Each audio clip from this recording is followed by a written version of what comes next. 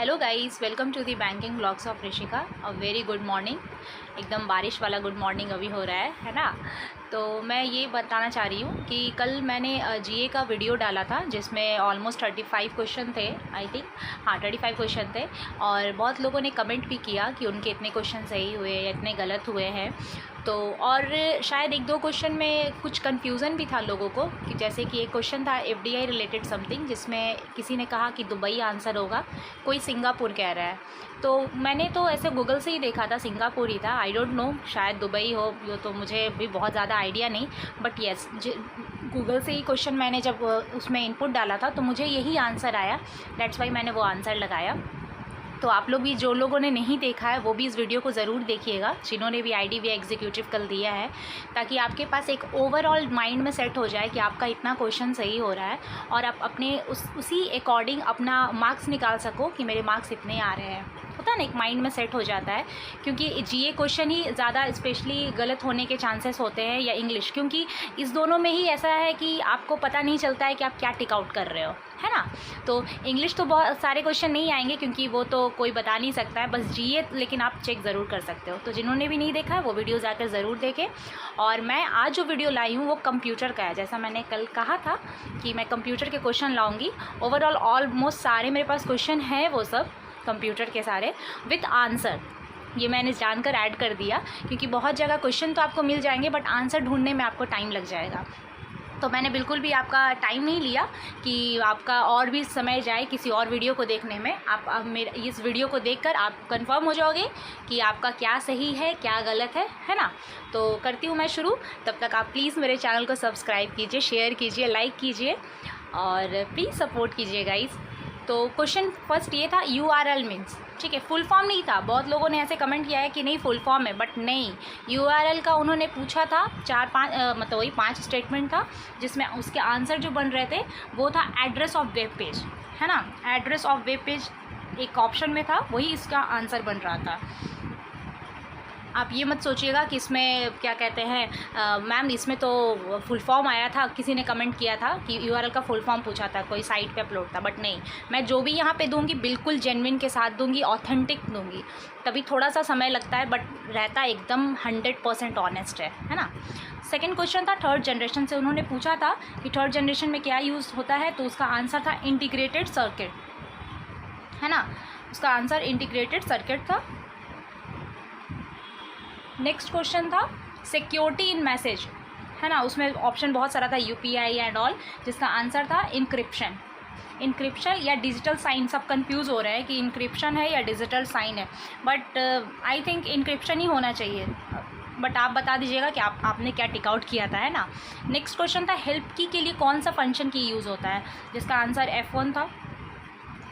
Next question था which one is search engine. Search engine किसको कहते हैं, जिसमें ऑप्शन में बहुत सारा था, लाइक गूगल था, एक फायरफॉक्स भी था, बट उसका आंसर गूगल था। नेक्स्ट क्वेश्चन था नन वोलाटाइल मेमोरी। इसको लेके बहुत सारा कन्फ्यूजन है, कोई बोल रहा है रैम होगा, कोई रोम, EEPROM भी था, PROM भी था, इस तरीके का था। उन्होंने पूछा था नन वोलाटाइल मेमोरी, तो मुझे लगता है इसका आंसर PROM होना चाहिए, क्योंकि PROM में ही ये चीज़ है अवेलेबल जो उन्होंने क्वेश्चन में पूछा था। और रैम तो मुझे नहीं लगता, रैम तो शायद ऑप्शन में भी नहीं था, आई डोंट नो, या फिर था ऑप्शन में, क्योंकि इतने सारे क्वेश्चन होते हैं ना तो कन्फ्यूज़न हो जाती है। बट ये आई थिंक मे बी लोग ऐसा कह रहे हैं तो होगा ही, बट इसका आंसर मैंने PROM लगाया है। और आप भी ज़रूर बताइएगा किसका आंसर आपने क्या लगाया था। नेक्स्ट क्वेश्चन था विदाउट एक्सटर्नल सपोर्ट रेप्लिकेट। ये एक वायरस रिलेटेड क्वेश्चन था जिसमें उन्होंने ये स्टेटमेंट दिया था और बहुत सारे उसमें ऑप्शन थे, वॉर्म, ट्रोजन हाउस, इस तरह से ऑप्शन था, जिसका आंसर था वॉर्म। बेसिक का उन्होंने फुल फॉर्म पूछा था, बेसिक का, तो उसमें बहुत सारे ऑप्शन थे, बिगनर्स लेकर और भी बहुत कुछ इस तरीके का क्वेश्चन था, बट इसका आंसर था beginners, all purpose, symbolic, instruction, code. थोड़ा कन्फ्यूज़न ऑप्शन था, मैंने भी चेक किया था ये चीज़, थोड़ी मैं भी कंफ्यूज हो गई थी कि इसका आंसर आखिर होगा क्या। बट येस, ये 4th नंबर ऑप्शन था, ये भी मुझे याद है, इतना मैंने टाइम दिया था इसको। Language which use binary code, मतलब ऐसा कौन सा लैंग्वेज है जिसमें बाइनरी कोड यूज़ होता है, तो उसका आंसर था मशीन लैंग्वेज, है ना, मशीन लैंग्वेज उसका आंसर था। ठीक है, नेक्स्ट क्वेश्चन था 16 डिजिट नंबर कॉल्ड। उन्होंने पूछा था कि 16 डिजिट का नंबर किस में यूज़ होता है, कौन सा, मतलब उन्होंने ऑप्शन दिया था हेक्साडेसिमल, डेसिमल, इस तरीके का ऑप्शन था, जिसका आंसर था हेक्साडेसिमल। ठीक है, नेक्स्ट था होम पेज का मतलब क्या होता है। 5 स्टेटमेंट है जिसमें एक ऑल ऑफ द एबव भी शायद आई थिंक था। होम पेज का मतलब जैसे उन्होंने पूछा था कि इसको क्या बोलते हैं, first page, last page, root नहीं था, first page, last page, centre, इस तरीके का ऑप्शन था, जिसका आंसर था फर्स्ट पेज।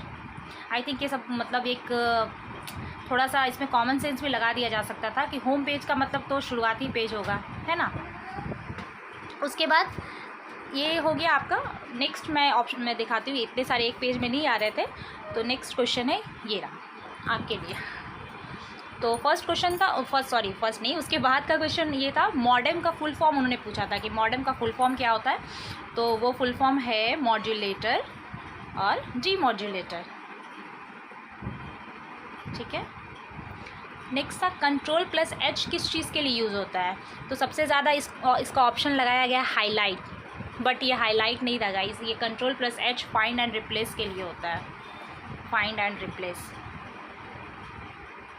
टेंजिबल कंपोनेंट उन्होंने पूछा था, टेंजिबल कंपोनेंट क्या है, टेंजिबल कंपोनेंट का ऑप्शन था हार्डवेयर, ऑप्शन में भी था और ऑफकोर्स ऑप्शन में होगा, ये आंसर यही था, हार्डवेयर था।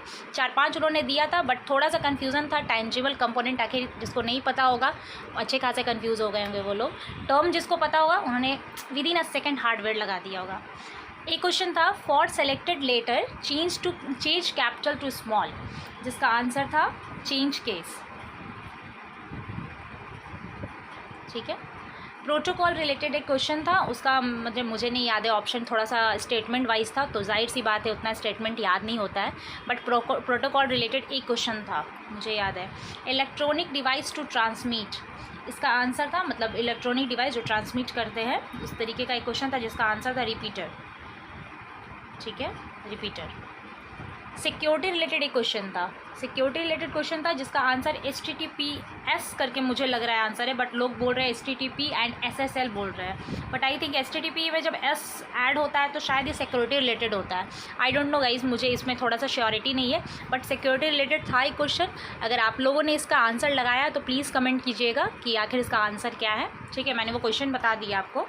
एक सिटी नेटवर्क था, उन्होंने पूछा था कि सिटी नेटवर्क के लिए क्या यूज़ होता है, तो उसका आंसर था मैन। ठीक है, एक क्वेश्चन था if process fails most operating system right error information into, जिसका आंसर था लॉग फाइल, जिसमें सॉरी ब्लॉग नहीं लॉग, है ना। इसमें बहुत सारे एक्चुअली मतलब ऑप्शन थे, लॉग फाइल था, रन फाइल था, तो आंसर इसका लॉग फाइल था। ठीक है, इस तरीके का मैंने ओवरऑल सारे क्वेश्चन ले आए हैं। एक सेकेंड,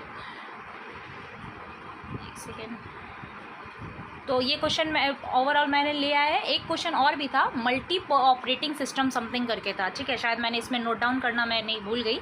मल्टी ऑपरेटिंग सिस्टम उन्होंने पूछा था, और उसमें ऑप्शन उन्होंने दिया था मल्टी प्रोसेसिंग, बैच प्रोसेसिंग, एक रियल टाइम प्रोसेसिंग, इस तरीके का था। बट इसका आंसर मैंने तो मल्टी प्रोसेसिंग ही लगाया है, बट आई डोंट नो आपने क्या लगाया है, आप ज़रूर बताइएगा, क्योंकि बहुत कन्फ्यूज़न है इस क्वेश्चन को लेके लोगों को, कि बहुत लोग बोल रहे हैं कि नहीं इसका टाइम शेयरिंग होगा, बहुत लोग बोल रहे हैं कि रियल टाइम होगा। आई डोंट नो, मैंने मल्टी प्रोसेसिंग लगा दिया था, लेट्स सी क्या होता है। तो ये ओवरऑल क्वेश्चन थे एक्चुअली, लगभग 20-22 क्वेश्चन कंप्यूटर के थे, जो कि मैंने ओवरऑल पूरा यहाँ पे मतलब पूरा लाने की कोशिश की है।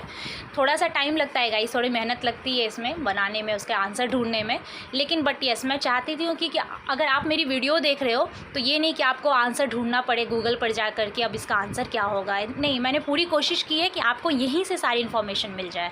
तो प्लीज़ गाइज़, अगर आपको ये थोड़ी सी भी आपको ये हेल्प कर पाई तो प्लीज़ मेरे चैनल को सब्सक्राइब कीजिएगा, शेयर कीजिएगा, सपोर्ट कीजिएगा, ताकि ज़्यादा से ज़्यादा लोगों तक पहुँचे। और अपने मार्क्स ज़रूर निकालिएगा कंप्यूटर और जीए रिलेटेड कि आपके कितने बन रहे हैं, क्योंकि रीजनिंग मैथ्स तो बहुत अनफॉर्चुनेट ही होता है कि गलत हो जाए, बट लोग उसमें एक्यूरेसी मेंटेन करते हैं। मेंटेन कब बिगड़ता है? इंग्लिश और जीए में स्पेशली। तो इंग्लिश तो जाहिर सी बात है कि कोई अंदाज़ा नहीं लगा सकता, बट जीए कंप्यूटर आप इसका अंदाज़ा ज़रूर लगा सकते हैं। और आप ज़रूर बताइएगा कि आपके कितने मार्क्स बन रहे हैं डिडक्ट करने के बाद, है ना, क्योंकि वहाँ पे तो लोग लगा कर आते हैं नहीं नहीं नहीं सही है 1-2 बस जाहिर सी बात है, बट यहाँ आने के बाद पता चलता है कि ना फट फट फट फट कितना गलत हो रहा है। तो आप ज़रूर कमेंट कीजिएगा कि आपके मार्क्स कितने बन रहे हैं और आपके गलत कितने हुए हैं जो भी मैंने अपलोड किया है उससे रिलेटेड। तो बस कमेंट कीजिए और शेयर कीजिए। थैंक यू सो मच और अपना ख्याल रखिए।